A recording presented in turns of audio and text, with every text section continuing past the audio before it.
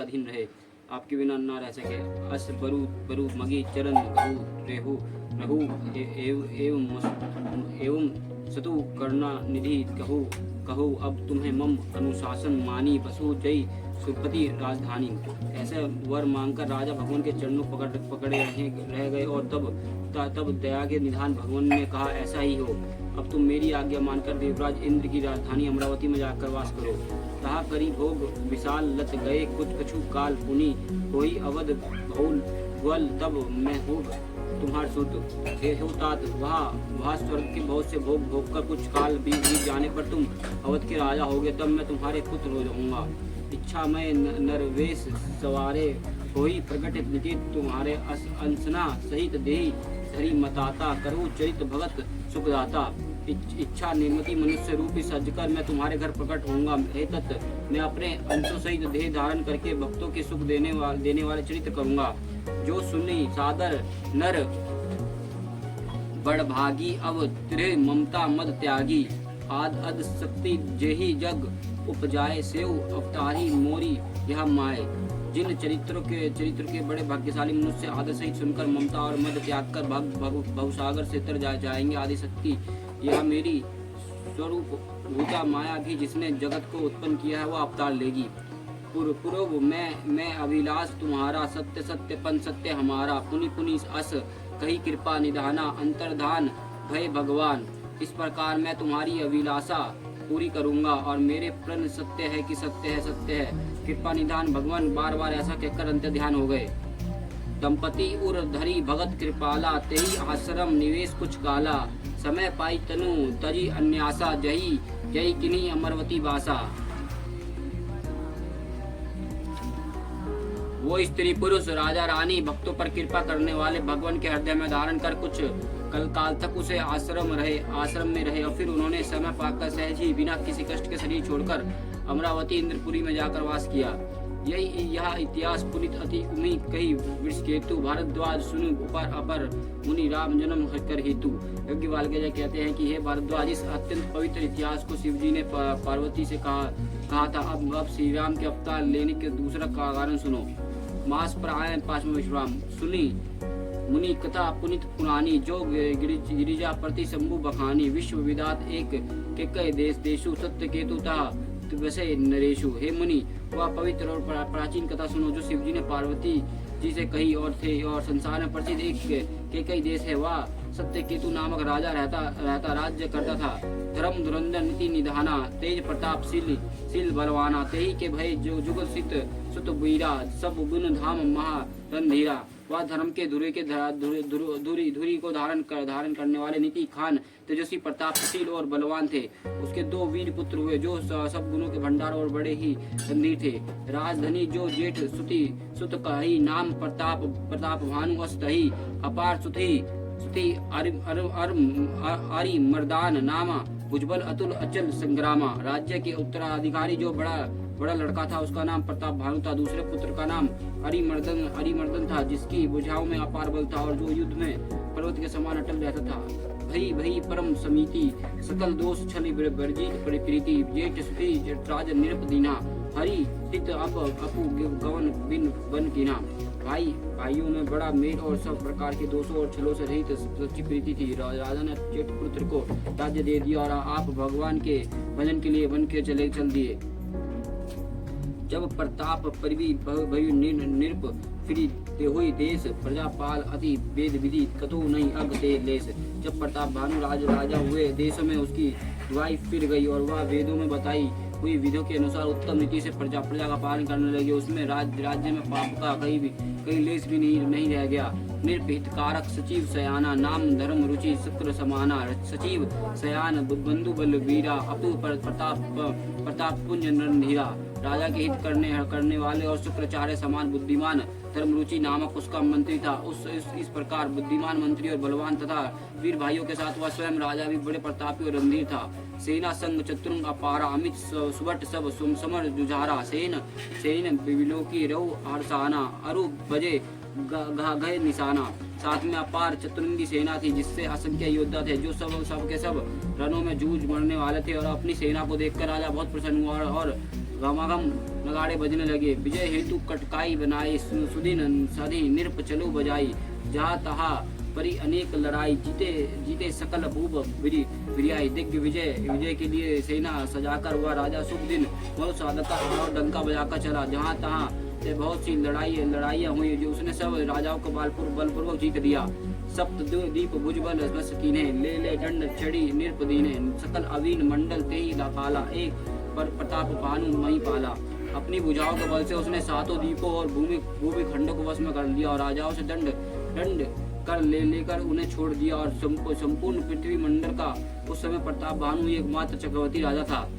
स्वयंवश विश्व करी बहुबाल, निजी पुर कीन्ही प्रवेशु। अर्थ अधर्म कामदी सुख सेवे समय निरेशु। संसार भर के अपने भुजाओं को बल से वश में करके राजा ने अपने नगर में प्रवेश किया। राजा अर्थ धर्म और काम आदि के सुखों का समय अनुसार सेवन करता था। भूम प्रताप भानु बल पाई, काम धेनु भी भूमि सुहाई। सब दुख वर्जित प्रजा सुखारी, धर्मशील सुंदर नर नारी। राजा प्रताप भानु का बल पाकर भूमि सुंदर, कामधेनु मनचाही वस्तु देने वाली हो गई और उनके राज्य में प्रजा सब दुखों से रहित और सुखी थे और सभी स्त्रियां पुरुष सुंदर और धर्मात्मा थे। सचिव धर्म रुचि हरिपद प्रीति, नृप हित हेतु सिखाव नित्य नीति। कुर सुर संत पितर मही देवा, कराई सदा नृप सब की सेवा। धर्म रुचि मंत्री के श्री हरि के चरणों में प्रेम था। वह राजा के हित के लिए सदा उसके नीति सिखाया करता था। राजा गुरु देवता संत पितर और ब्राह्मण इन सबकी सदा सेवा करता रहता था। भूप धर्म जे वेद बखाने, सकल कराई सदर सुख पामाने। दिन प्रीति देई विधि दाना, सुनी शास्त्र बर वेद पुराना। वेदों में राजाओं के जो धर्म बताए गए हैं, राजा सदा आदर पूर्वक और सुख पानकर उन सबका पालन करता था। प्रतिदिन अनेक प्रकार के दान देता और उत्तम शास्त्र और वेदों का पुराण सुनता था। नाना बापी कूप तड़ागा, सुबन बाटिका सुंदर बागा। विप्र भवन सुरभवन सुहाए, सब तीर्थने विचित्र बनाए। उसने बहुत सी बावलियां, कुएं, तालाब और फुलवाड़े, सुंदर बगीचे, ब्राह्मणों के लिए घर और देवताओं के सुंदर विचित्र मंदिर साथ तीर्थ बनवाए। जहाँ लगी कहे पुराण ऋतु, एक सब जाग। बार शास्त्र शस्त्र नप कहे सहित अनुराग। वेद और पुराणों में जितने प्रकार के यज्ञ कहे गए, राजा ने एक करके उन सब यज्ञ को प्रेम सहित हजार बार किया। हृदय न कुछ फल अनुसाधन, भूप विवेकी परम सुजाना। करई जो धर्म कर्म मान बानी, वसुदेव अर्पित नृप ज्ञानी। राजा के हृदय में किसी फल की ठो कामना ना थी। राजा बड़ा ही बुद्धिमान और ज्ञानी था। वह ज्ञानी राजा कर्म और मन और वाणी से जो कुछ भी धर्म करता था, वह सब भगवान के वासुदेव को अर्पित करके करता था। चढ़ी बार बजी बार एक राजा, मर्ग कर सब सजी समाजा। विंध्याचल कबीर बन गाओ, मृग पुनित बहु मरत भाव। एक बार वह राजा एक अच्छे घोड़े पर सवार होकर शिकार का सब सामान सजाकर विंध्याचल को घने जंगल में गया और उसने बहुत से उत्तम हिरण मारे। फिरत विपिन नृप दिखी बरहु, जनु बनु दुरई सिसी ग्रसी रहु। बड़ी बड़ बुद्धि नहीं, समझ मुख माही। मनु क्रोध बस उगलित नाही। राजा ने वनों में फिरते हुए एक सुअर को देखा। दांतों के कारण हुआ ऐसा दिखा पड़ता था मानो चंद्रमा के ग्रसकर मुंह में पकड़कर उड़ाऊ वन में छिपा है। चंद्रमा बड़ा होने से उसके मुंह से समाता नहीं और मानो क्रोधवश हुआ भी उसे उगलता नहीं। कोल कराल दसन छवि गाई, तनु विशाल पिविर अधिकाई। गुरुत कहे और पाए, चिकत विलोकत कान उठाए। यहाँ तो सुअर के भयानक दांतों शोभा कही गई है और उसका शरीर भी बहुत विशाल और मोटा था। घोड़े की आहट पाकर वह गुरगुराता हुआ कान उठाए और चौकन्ना होकर देख रहा था। नील महादीर शिखर सिमी देखी, विशाल बरहु चपिर चले सुहे सुटक नृप है की ना कोई निभव। नील पर्वत के शिखर के समान विशाल शरीर वाला उस सुअर के देखकर राजा घोड़े पर चाबुक लगाकर तेजी से चला और उसने सुअर को ललकारा। अब तेरी चाव नहीं हो सकता। अवत देखी अधिक बाजी, चलो बड़ा मरुत गति भाजी। तरु तुरत कन्ही नृप सर साधना, महामील गौ विलोकत बाना। अधिक शब्द करते हुए घोड़े का आता देखकर सुअर पवन के वेग से भाग चला और राजा ने तुरंत ही बाणों के धनुष चढ़ाया और सुअर के बाण को दिखाते ही धरती में दुबक गया। ताकि तीर महिष चलावा, करी छल सुअर शरीर बचावा। प्रकट तुरंत जय मर्ग भागा, रिस बस बपू चलो सग लागा। राजा तक कर तीर चलाता था, परंतु सुअर छल के करके शरीर को बचाता जाता था। वह पशु कभी प्रकट होता और कभी छिपता हुआ वो भाग जाता और वह राजा भी क्रोध के वश में उसके साथ लग चला जाता। गौ दूरी घन बहन गहन बराऊ जही नहीं गज बजी बिलिमाऊ अति अकेल बिन वन विपुल कलेशु तदापि न मर्ग मर्ग मग तजय तजई नेसु। सुअर बहुत दूर ऐसे घने जंगलों में चला गया जहाँ हाथी और घोड़े का निवास नहीं था। राजा बिल्कुल अकेला था और वन में कलेश भी बहुत था। फिर भी राजा ने उसका पशु को पीछा नहीं छोड़ा। कोल बिलोक भूप बड़ी धीरा भागी पेट गिरी गो गंभीरा अगम निगाह देखी निप अति पिछताई प्रयोग महावन प्रयोग भलाई। राजा को बड़ा धैर्यवान देखकर सुअर भागकर पहाड़ी की एक गहरी गुफा में जाकर घुसा। उसने जाना कठिन देखकर राजा को बहुत पछताकर लौटना पड़ा और उसे घोड़े के वन में रास्ता भूल गया।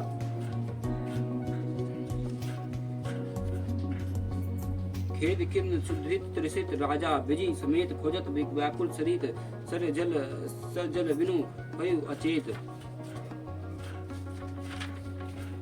बहुत परिश्रम करने से थका हुआ घोड़े समेत भूखे प्यासे व्याकुल राजा नदी तालाब खोजते खोजते पानी बिना बेहाल हो गया। फिर विपुल आश्रम एक देखा तहा बस निर्पत कपट मुनि वेशा जसु देश निर्पलीना छड़ाई समर से न तजी गौ पढ़ाई। वन में फिरते फिरते उसने एक आश्रम देखा। वह कपट से मुनि के वेश बना एक राजा रहता था जिसका देश राजा प्रताप भानु छीन लिया था और जो सेना को छोड़कर युद्ध से भाग गया था। समय प्रताप भानु कर जानी अपन अति असमय अनुमानी यऊ न ग्रह मन बहुत ग्लानी मिनी न राजा निर्प अभिमानी। प्रताप भानु का समय अच्छे दिन जानकर अपना उसमें बुरे दिन अनुमान कर उसने उसके मन में बहुत बड़ी ग्लानि हुई और वह उससे वह ना तो घर गया और ना अभिमानी होने के कारण राजा प्रताप भानु से ही मिला। गिरिजी उर मरु रंग जिमी राजा विपुल वसई तब से एक साजा सु समीप गमन नित्य कीना एक प्रतिप्रभ भी तब चीना। दरिद्र की भांति मन ही में क्रोध को मारकर राजा तपस्वी के वेश में वन में रहता था। राजा उसके पास गया और उसे तुरंत ही पहचान लिया और वह कि यह प्रताप भानु है। बहुत त्रिवित नहीं सीप सो पहचानी देखी सुबेश महामुनि जाना उतरी तो कीना प्रणामा परम चतुर न कहू दिन नामा। राजा प्यासा होने के कारण उसे पहचान न सका। सुंदर वेश देखकर राजा ने उसे महामुनि समझा और घोड़े से उतरकर उसे प्रणाम किया, परंतु बड़ा चतुर होने के कारण राजा ने उसे अपना नाम नहीं बताया।